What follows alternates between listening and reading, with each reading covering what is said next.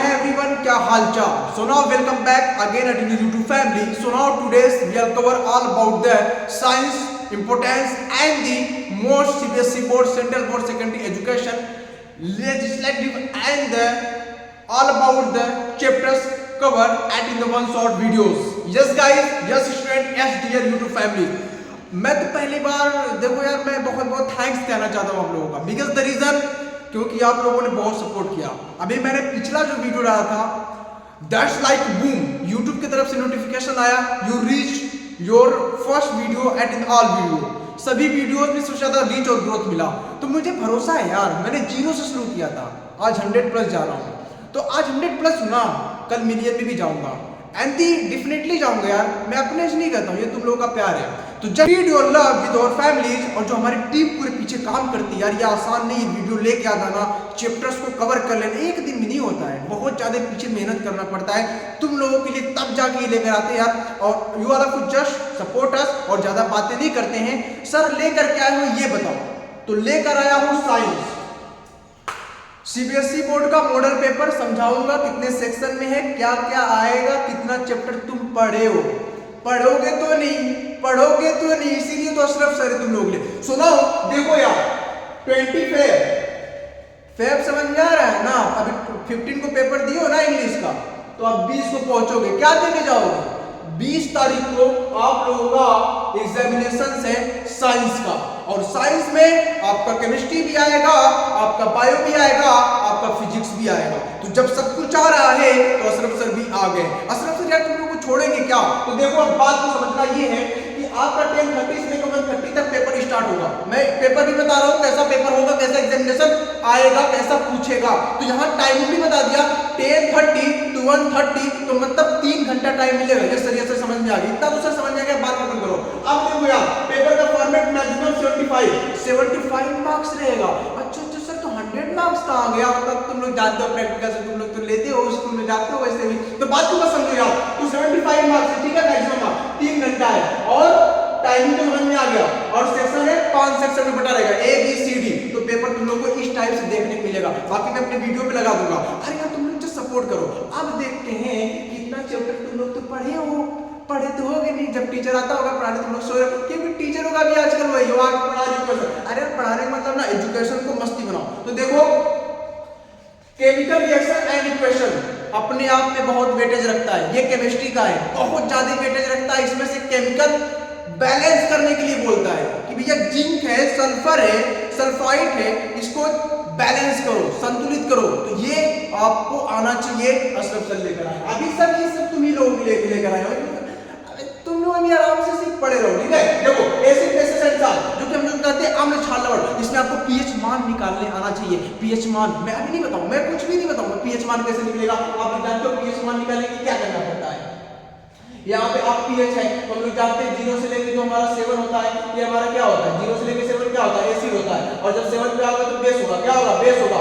फिर 14 जाओगे तो क्या होगा, हमारा साल्ट होगा, क्या होगा, साल्ट होगा। तो ये हम लोग का निकालने आना चाहिए। पीएच कैसे निकलता है, पीएच के लिए मैं ट्रिक बताया था एक बार। तो पीएच प्लस जितना भी आएगा, तो इसमें आप लोग बहुत इधर-उधर करके 1 मिनट में निकाल लोगे। तो एसिड बेसिस साल्ट में आपको पीएच मान मतलब पोटेंशियल ऑफ हाइड्रोजन की कितनी शक्ति है, ये आपको निकालने आना चाहिए। अगर वीडियो में मजा आ रहा है तो लाइक करो, अभी तो आगे बहुत मजा आएगा। देखो मेटल्स एंड नॉन मेटल, अरे यार मेटल्स एंड नॉन मेटल्स में कुछ भी नहीं है।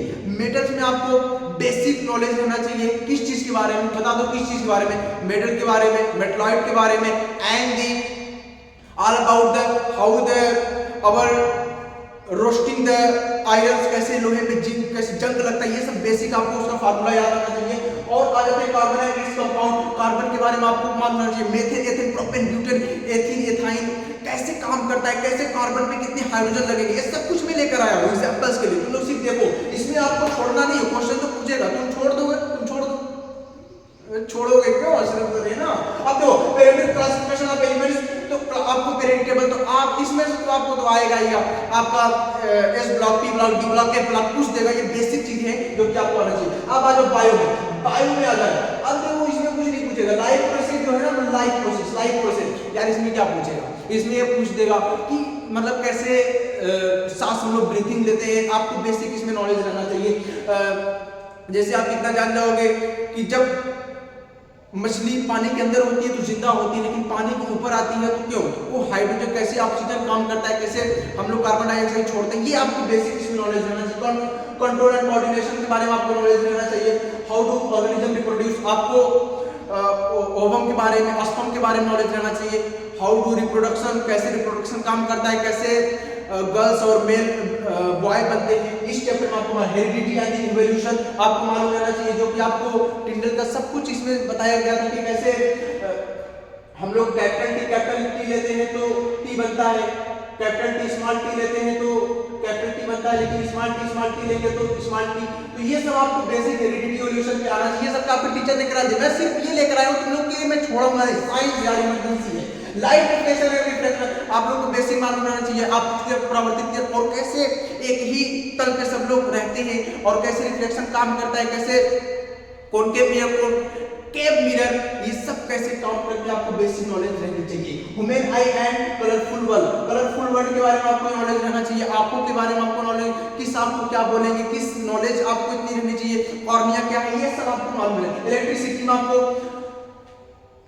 वोल्टेज, करंट, रेजिस्टेंस निकालने आना चाहिए। This is a very basic. अभी सब मैं बता रहा हूं, चैप्टर सिर्फ दिखा रहा हूं, इतना चैप्टर तुम लोगों के लिए लिख के लाया हूं। इतना ही तो पढ़ना है और इतना पढ़ना नहीं है, तुम लोगों के सामने देखो। तुम लोग जाओगे बुक खोलोगे, सोचा बच्चों को बुक नहीं खोलाएगा, ठीक है? और मजे लो मजे लो। Magnetic effect of electric current के बारे में मालूम रहना चाहिए आपको।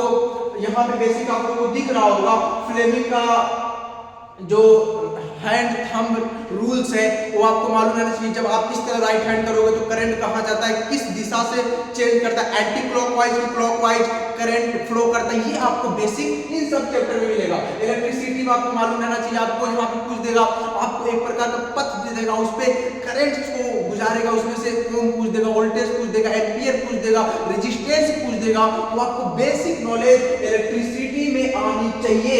तो मजा आ रहा है ना? तो देख लो यार ना, मैंने बहुत देखा ना यूट्यूब पे सब लोग वन शॉट लेकर आ रहे बच्चों, हाँ मैं कह रहा हूँ सब लेकर आओ यार, लेकिन जो मेन है ना सिर्फ 10 मिनट के अंदर बच्चों को दे दो, वो सबसे बड़ी चीज। समझ में आ रहा है तो सुन लो, ठीक है? अब देखो सोर्सेस ऑफ इलेक्ट्रिक एनर्जी के बारे में नॉलेज और एनवायरनमेंट बायो, इसके बारे में आपको मालूम रहना चाहिए। एनवायरनमेंट कैसे काम करता है, इसमें बेसिक्स ऑफ पोल्यूशन वगैरह के बारे में, इसमें कुछ नहीं, ठीक है? अब आते हैं समझते हैं। देखो फ्लेमिंग का राइट हैंड को देख लेना, छोड़ना मत इसको। द राइट हैंड इसको देख लेना। व्हाट इज बायोमास, बायोमास आपको यहां से पूछता है एनवायरनमेंट से, ये सब बेसिक आपको नॉलेज रहना चाहिए। ये प्रिज्म को जरूर देख लेना। प्रिज्म को आप देखो, प्रिज्म क्वेश्चन कैसे पूछता है। प्रिज्म क्वेश्चन जो पूछेगा वो बहुत बेसिक और बहुत छोटा सा पूछेगा।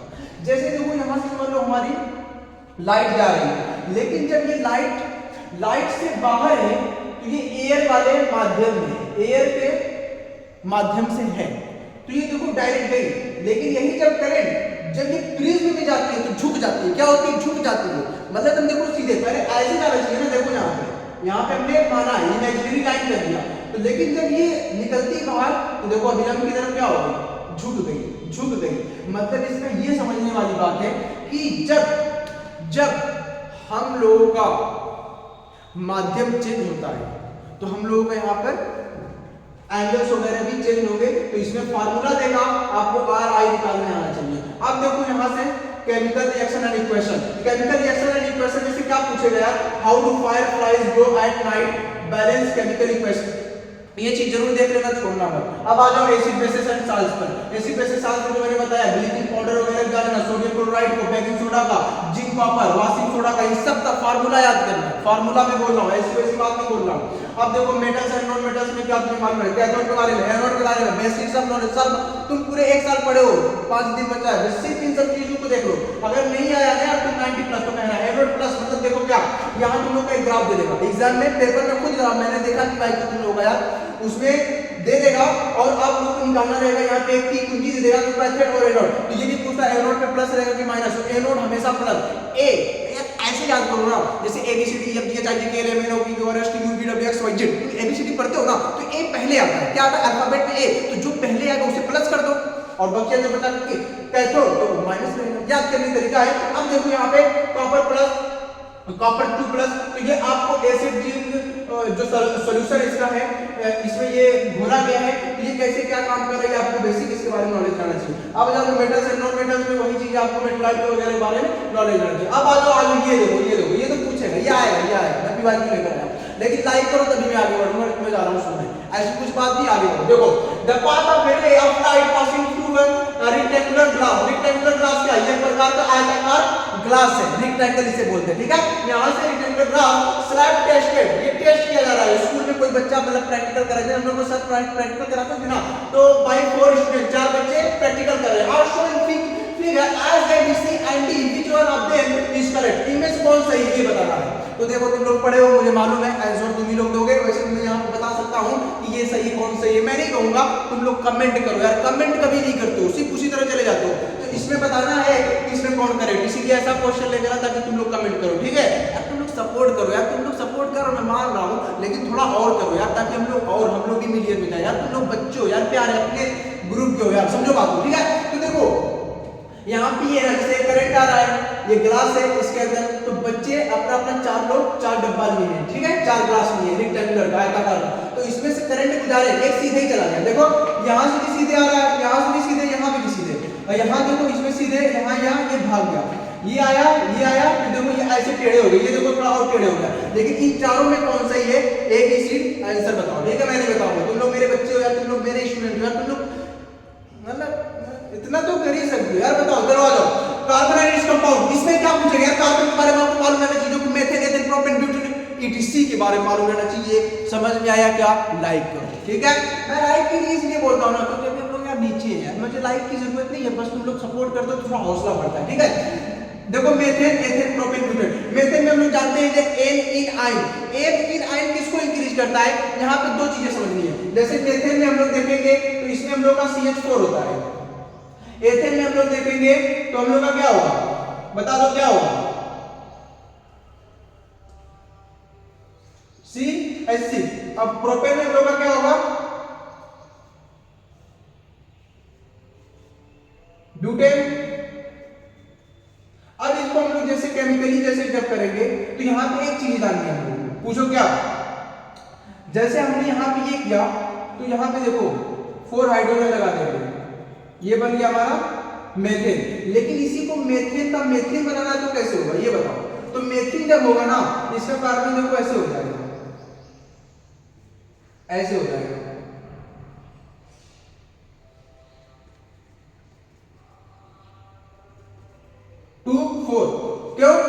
क्योंकि जब N में सिंगल कार्बन, N में डबल, आयन में ट्रिपल, तो ये समझने वाली बातें हैं, तो ये आपको इस टाइप में सिर्फ एग्जांपल बता रहा हूं कि इस टाइप से ये पूछेगा, ये पेपर में पूछेगा, छोड़ेगा नहीं, ठीक है। अब देख लो पीरियोडिक क्लासिफिकेशन ऑफ एलिमेंट, लेकिन इसमें एक चीज और समझना है, पीरियोडिक क्लासिफिकेशन में एटॉमिक नंबर आपको मालूम होना चाहिए, एटॉमिक मास क्या होता है, hydrogen, lithium, sodium, potassium, rubidium, caesium, francium वगैरह के जितने भी सब हैं, S block, P block, D block, S block, सबको आपको एटॉमिक मास आने चाहिए, एटॉमिक नंबर तभी कुछ कर पाओगे, नहीं तो कुछ नहीं कर पाओगे, ठीक है। अब आ जाओ लाइव प्रोसेस में, लाइव प्रोसेस में आपका वाई डू फिजिक्स लाइव, ये आपको बेसिक नॉलेज रखना चाहिए लाइव फिजिक्स में, आई मीन लाइव प्रोसेस में। देखिए कितना इजी है, कुछ ज्यादा है नहीं, तुम लोग बस इतना कवर कर लो, इतने चैप्टर्स को जो मैंने इंपॉर्टेंस बताया है, इतने से तुम लोग अगर तुम लोग 100 के भी पढ़ रहे हो ना, मार्क्स आ जाएंगे। अब आ जाओ इलेक्ट्रिसिटी में, इलेक्ट्रिसिटी में क्या पूछेगा, इलेक्ट्रिसिटी में क्या पूछेगा बच्चों बताओ,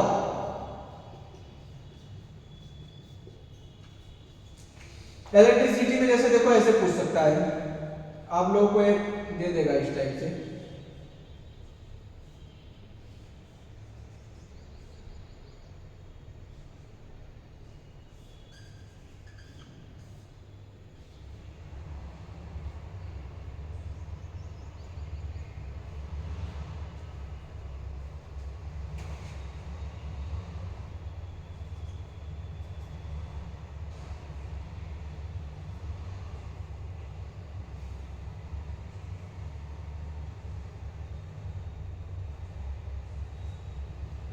देखो अब इसमें ये पूछ सकता है